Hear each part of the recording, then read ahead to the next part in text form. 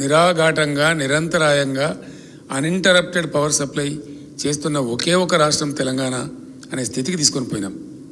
అంత బాగుండే వ్యవస్థను ఇంత అనతి కాలంలో జస్ట్ ఇప్పుడు 6th మంత్ అండి, ఇది మొన్న May 7 తర్వాత 6వ నెలకు వచ్చింది ప్రభుత్వం. ఇప్పుడు 6వ నెల జరుగుతూ ఉంది. వితిన్ 5-6 మంత్స్లో ఇంత ఘోరంగా అంటే నేను ఆనెస్ట్గా చెప్తున్నా, నేను ట్విట్టర్లో కూడా పెట్టినా, నేనున్న చోట నీకు తర్వాత మానేసిన, నేను బాగుండదు మరి చీప్ అవుతుంది, నా పర్సనల్ డౌన్ అవుతుందని చెప్పి నేను ఏదో కక్ష కొద్ది పెడుతున్నానే అభిప్రాయం వస్తుందని మానేసిన.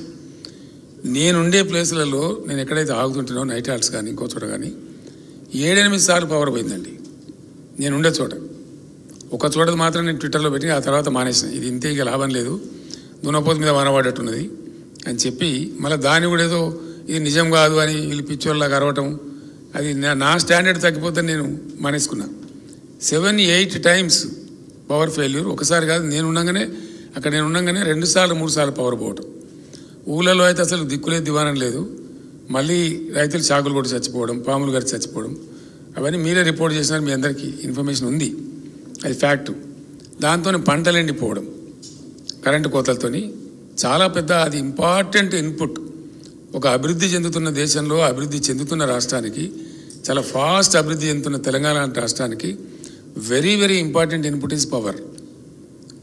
మల్టిపుల్ బెనిఫిట్స్ ఉంటాయి ఒక్కొక్క ఇన్పుట్లో, ఒక్కొక్క దాంట్లో. Power is not an easy matter today. ఎట్లా అంటే ఊళ్ళో మామూలు పిండిగిరిని నడుపుకునేటువంటి మామూలు చిన్న సైజు చిరుద్యోగి ఇండస్ట్రియలిస్టు, చిన్న తరహా పరిశ్రమ నడుపుకునేటువంటి పిండిగిరిని నడుపుకునే వ్యక్తి నుంచి అపాచే హెలికాప్టర్లు తయారు చేసే వాళ్ళ దాకా ఎఫెక్ట్ చేస్తుంది. పవర్ ఉండటం లేకపోవడం అనేది చాలా పెద్ద విషయం. పిండిగిరిని నడుపుకునేవాడు, సామిల్ని నడుపుకునేవాడు, వాడు బాధపడతాడు అక్కడ. ఇక్కడ ఈవెన్ అపాచే హెలికాప్టర్ తయారు చేసేంత భారీ కంపెనీలు కూడా పెద్ద ఒక రకమైనటువంటి అవిశ్వాసానికి లోనైతే అది చాలా తీవ్ర పరిణామం. అట్లనే వ్యవసాయం చేసుకునేటువంటి మామూలు రైతు నుంచి అమెజాన్ లాంటి ఐటీ కంపెనీ కూడా దిగ్భ్రాంతి కలిగిస్తుంది. అది కారణం ఏంటంటే నేను ఎఫెక్ట్ అవుతాను రైతు అనుకుంటాడు, నేను ఎఫెక్ట్ అవుతాను ఐటీ వాళ్ళు అనుకుంటారు. అది చాలా పెద్ద ప్రమాదం. అది రాష్ట్ర భవిష్యత్తుకి ఒక రకమైనటువంటి ఇబ్బంది కలిగించేటువంటి కథ. దాన్ని ఎందుకు దెబ్బతీసినో నాకు అర్థం కాలేదు. ఏం కొరత లేదు, సింగరేణి మనది, బొగ్గు కొరత లేదు, నీళ్ళ కొరత లేదు, మనుషుల కొరత లేదు, అదే ఉద్యోగస్తులు ఎందుకు నడపలేకపోయారు కరెంటును? ఏం సమాధానం చెప్తారు కాంగ్రెస్? అదే ఆగ్రహం ఉంది ప్రజలలో. నేను అదే మాట మాట్లాడిన ఇప్పుడు నా ఉపన్యాసాలలో. కేసీఆర్ పక్కగా జరగగానే కట్కా బంద్ చేసినట్టే, తెలంగాణ భాషలో స్విచ్ ఆఫ్ చేసినట్టే కరెంట్ ఎక్కడ పోయింది. 9 ఏళ్ళు జరిగింది కదా, ఇప్పుడు వీళ్ళు గడపారలు పట్టి తవ్వే అవసరం లేదండి, పెద్ద ఏదో తలల బద్దలు కొట్టుకునే అవసరం లేదు. యాజ్ ఇట్ ఈస్గా జరిపిస్తే అయిపోయేది. వాళ్ళ లాజిక్ కోల్పోయారు పాపం. దురదృష్టం ఏంటంటే వాళ్ళు అతికిపోయి, అప్పుడు మేము ఏం చేసినామంటే అన్ని సమీక్షల తర్వాత టాప్ టు బాటం చాలా అద్భుతమైన అనుభవం ఉన్నటువంటి టెక్నోక్రాట్స్ని పెట్టి నడిపినాం ఆ సంస్థను. అందువల్లనే మంచి ఫలితాలు వచ్చినాయి, అందువల్లనే అద్భుతంగా కరెంట్ సరఫరా జరిగింది. హైదరాబాద్లో చిన్న వర్షం పడితే మొన్న మీరందరూ కూడా చూసినారు, ఎన్ని గంటల పాటు అండి, 6 గంటలు, 8 గంటలు, 10 గంటలు పోయినటువంటి ఏరియాలని చివరికి చందానగర్లో 24 అవర్స్ పోతే వాళ్ళు సబ్స్టేషన్ మీద పోయి దాడి చేసే పరిస్థితి వచ్చింది హైదరాబాద్ సిటీలో. దురదృష్టం ఏంటంటే చాలామందికి మీకు అప్పుడు కూడా నేను చెప్పిన, నేను ముఖ్యమంత్రి ఉండే టైంలో కూడా చెప్పిన, హైదరాబాద్ యొక్క ప్రగతి, హైదరాబాద్ బ్రాండ్ ఇమేజు, హైదరాబాద్ పెరుగుతున్న తీరుతెన్నులు, హైదరాబాద్కు పెట్టుబడులు తరలి వస్తున్న తీరుతెన్నులు, హైదరాబాద్కు ఐటీ కంపెనీలు వరుసలో క్యూగట్టి వస్తున్నటువంటి చాలా పెద్ద పెద్ద కంపెనీలు వస్తున్నటువంటి తీరుతెన్నులను గమనించి నేనేం చేసిన అంటే హైదరాబాద్ను పవర్ ఐలాండ్ చేసిన. అప్పుడు యాక్చువల్లీ తెలంగాణ నేషనల్ గ్రిడ్లో లేకుండే, సదరన్ గ్రిడ్లో ఉండే.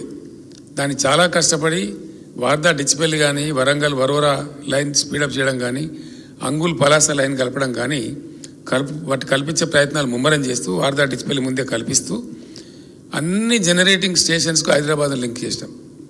ఏదైనా ఒక సైడు పవర్ ఫెయిల్ అయినా, పవర్ గ్రిడ్ ఫెయిల్ అయినా ఇంకో సైడ్ నుంచి మళ్ళీ హైదరాబాద్ పవర్ సప్లై ఉండాలి. హైదరాబాద్లో మాత్రం ఒక రెప్పపాటు కూడా పవర్ పోవద్దని చెప్పి ఒక పవర్ ఐలాండ్ చేయించినాం కొన్ని పెట్టుబడులు పెట్టి. అంటే న్యూయార్క్లో పవర్ పోతుంది, లండన్లో పవర్ పోతుంది, కానీ హైదరాబాద్లో పవర్ పోదు అనే పేరు హైదరాబాద్కు తెచ్చిన నేను ముఖ్యమంత్రి ఉన్నప్పుడు. అది మీరందరూ కూడా చూసినారు. మర్చిపోయారు అసలు ప్రజలు, కరెంటు పోతే వార్త అనేటువంటి పరిస్థితికి హైదరాబాద్ని తెచ్చినాం.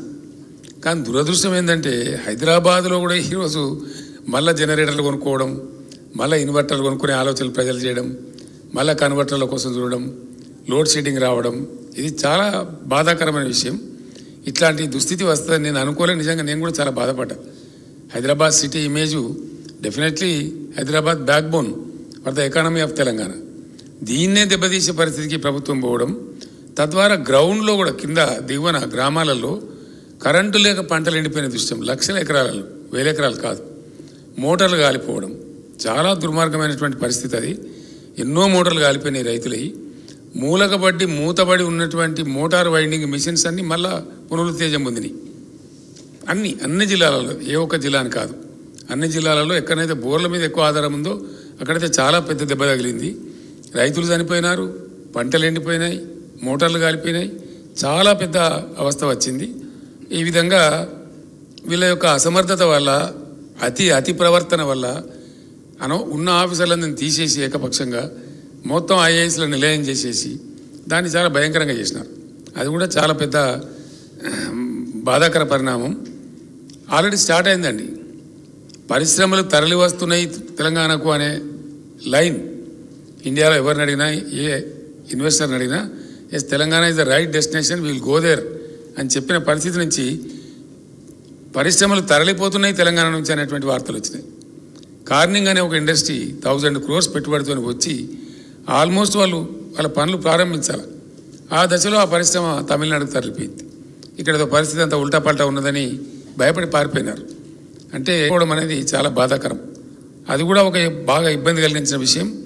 ఈ ప్రభుత్వానికి ఈవెన్ కార్మిక లోకం కూడా, బీఆర్ఎస్ గవర్నమెంట్ ఉన్నప్పుడు మేము 3 shifts పనిచేసుకునే అవకాశం ఉండేది. మాకు కష్టపడి 10 రూపాయలు